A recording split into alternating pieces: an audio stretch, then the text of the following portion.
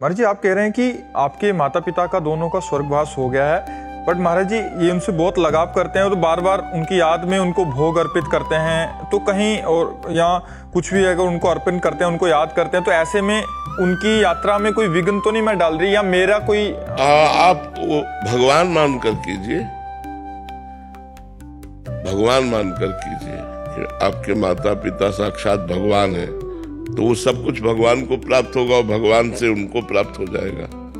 जो भी सेवा करती हैं, जो भी भगवत आचरण करती है, वो सब भगवान को समर्पित कीजिए।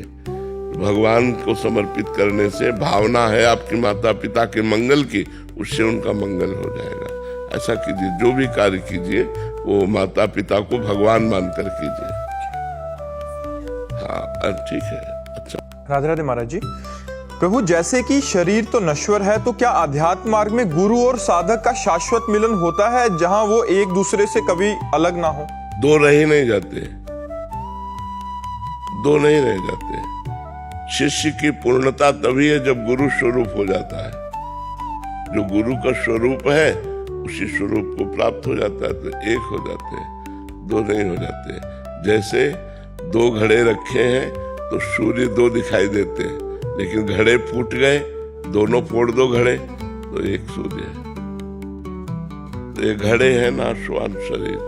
नाशवान शरीरों के नष्ट होने पर प्रबल पुरुषार्थ करने वाला शिष्य गुरु स्वरूप हो जाता है। जो गुरु का स्वरूप वही शिष्य का स्वरूप, तभी वो पूर्ण सिद्धता मानी जाती है, तभी वो पूर्ण सिद्धावस्था मानी जाती है, जब गुरु और शिष्य अभेद हो गए, भेद दृष्टि खत्म हो गई, वही तत्व है। ये जो नानात्व दिखाई दे रहा है शरीरों के कारण दिखाई दे रहा है। जैसे 1 करोड़ घड़े रखे हैं तो 1 करोड़ सूर्य दिखाई दे रहे हैं, लेकिन सूर्य तो एक ही है। घड़ों के कारण वो उसका प्रतिबिंब दिखाई देता है। ऐसे आत्मा तो एक है, वो अनेक जो दिखाई दे रहे वो शरीरों के कारण दिखाई दे रहे। तो जब हम शरीराभिमान त्याग करके भागवतिक साधना करके अपने स्वरूप में आते, तो जो गुरु वही शिष्य, जो गुरु वही शिष्य, दो नहीं रह जाते, एक ही रह जाता है।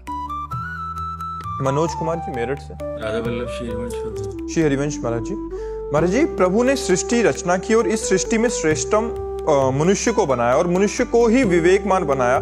सद्गुरुदेव भगवान, मेरा प्रश्न है कि मन के द्वारा किए गए कर्मों का दंड उस जीवात्मा को क्यों भोगना पड़ता है, जो उस जीवात्मा ने किया ही नहीं? ये कृत्य तो मन के द्वारा किया गया है, ये तो सारा दोष मन का है, और मन के द्वारा किया गया कर्म का भोग उस जीवात्मा को क्यों भोगना पड़ता है? युद्ध सेना करती है, विजय किसकी होती है? राजा की होती है ना। सेना को मुकुट नहीं पहनाया जाता, राजा की जय बोली जाती है। अच्छा, हार सेना की हुई तो बंदी कौन बनाया जाता है? राजा। तो आत्मा राजा है और उसकी सेना है मन और इंद्रियां। ये अगर माया से हार जाती है तो बंदी बना लिया जाएगा। और पुनरपि जननम पुनरपि मरणम पुनरपि जननी जठरे शयनम, इस अजन्मा आत्मा को बार बार जन्म लेना पड़ेगा और मरना पड़ेगा। अगर इसने अपनी सेना को अधीन कर लिया और सेना ने माया पर विजय प्राप्त कर ली, बात सेना की है। इंद्रियां और मन यदि परमात्माकार हो गए तो आत्मा मुक्त हो गई। इंद्रियां और मन विषयाकार हो गए तो आत्मा बंधन को प्राप्त हो गई। समझ रहे ना? अक्रिय होने पर भी, अर्थात आत्मा में कोई क्रिया ना होने पर भी, अजन्मा होने पर भी, निर्विकार होने पर भी, वो तदात्म भाव इंद्रिय और मन में होने के कारण उस आत्मा को इंद्रिय और मन के किए हुए शुभ अशुभ कर्मों को भोगना होता है। अगर वो इन इंद्रिय और मन पर विजय प्राप्त कर ले, इंद्रियों को अपने अधीन कर ले, मन को अपने अधीन कर ले, तो वही आत्मा निर्विकार है, ऐसा बोध हो जाएगा। निर्विकार थी, निर्विकार है, निर्विकार रहेगा। आत्मा कभी विकार को प्राप्त होती ही नहीं है। पर जैसे सेना हारने पर राजा की हार हो जाती है, सेना जीतने पर राजा की जीत हो जाती है, ऐसे इंद्रिय और मन के विषयाकार होने पर आत्मा का बंधन है, इंद्रिय और मन भगवदाकार होने पर आत्मा का मोक्ष है। माया पर विजय प्राप्त कर ले इंद्रिय और मन, तो आत्मबोध प्राप्त हो गया, वो जीवन मुक्त मोक्ष कहा जाता है। जीवन मुक्त, अब बंधन और मोक्ष दोनों कहा जाता है ना, तो बंधन माया युक्त, बंधन से मुक्त मतलब माया मुक्त, समझ पा रहे आप?